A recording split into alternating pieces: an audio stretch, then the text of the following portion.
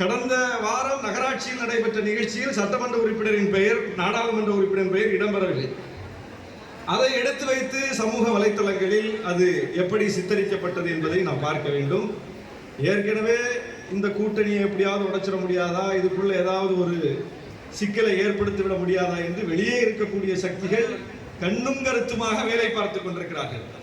இப்படி இங்கே யாரோ ஒரு அதிகாரி செய்யக்கூடிய பிழை திட்டமிட்டு இந்த அரசே இப்படி செய்கிறது என்கிற ஒரு தோற்றத்தை கொடுத்துவிடும். இதுதான் திராவிட மாடலா, இதுதான் சமூக நீதியா என்கிற கேள்விகள் வருகிறது.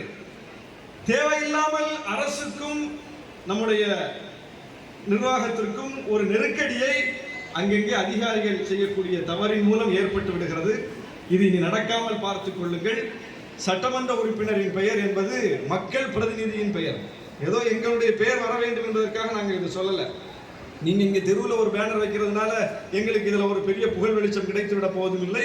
அப்படி ஒரு புகழ் வெளிச்சத்துக்கான தேவையும் எங்களுக்கு இல்லை அடிப்படையில். எனவே அந்த பெயர் இடம்பெற வேண்டும் என்கிற ஒரு தனிப்பட்ட நோக்கத்தோடு இதை நாங்கள் சொல்லவில்லை. இதற்கு பின்னால் இருக்கக்கூடிய சுயமரியாதை என்பதை நீங்கள் கவனத்தில் கொள்ள வேண்டும். எல்லாவற்றுக்கும் மேலாக இது இந்த அரசுக்கு ஒரு இழுக்கை ஏற்படுத்தி கொடுக்கக்கூடிய, ஒரு அவப்பெயரை ஏற்படுத்தக்கூடிய விஷயங்களை நீங்க எங்க ஒரு மூலையிலிருந்து செஞ்சுட்டு போயிருந்தீங்க. அது தேவையில்லாமல் வேறு வேறு வகையில் எதிரொலிக்கிறது என்பதை நீங்கள் கவனத்தில் கொண்டு, இனிமேல் ஒரு நிகழ்ச்சி நடைபெறுவதாக இருந்தால் புரோட்டோகால் கரெக்டாக ஃபாலோ பண்ணுங்க. யார் யார் பெயர் அதில் இடம்பெற வேண்டும், யார் பெயராக இருந்தாலும், சட்டமன்ற உறுப்பினர், நாடாளுமன்ற உறுப்பினர் பெயர் மட்டும் இல்லை, யார் பெயரும் அதில் இடம்பெற வேண்டிய பெயர்கள் கட்டாயம் இடம்பெறணும். இல்லைன்னா பேனரை வைக்காதீங்க, ஒன்றும் பிரச்சனையே கிடையாது. அப்படி தவறாக அச்சடித்து வந்து விட்டால் அதை இங்கே கெட்டாதீங்க, அதை அகற்றி விடுங்க.